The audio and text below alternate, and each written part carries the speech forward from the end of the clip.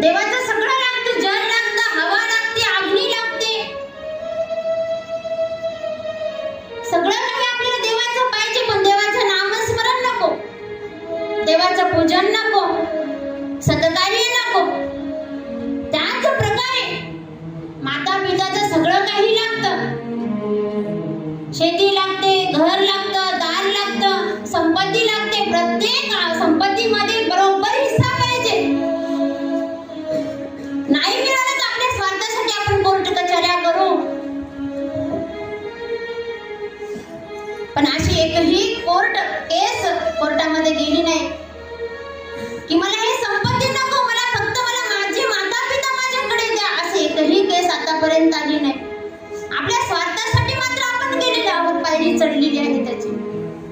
असे व्यवहार माणसाचे झालेले आहेत. माता पिताचं सगळं काही संपत्ती लागते, पण माता पिता नको, अशी व्यवस्था आपली झालेली आहे.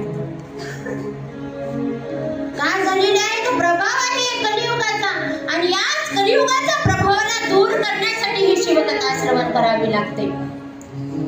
भक्ती मार्गात राहावं लागतं, संतांच्या सानिध्यात राहावं लागतं. तेव्हा कुठं आपल्या अंतरंगामध्ये ज्ञानाची जागृती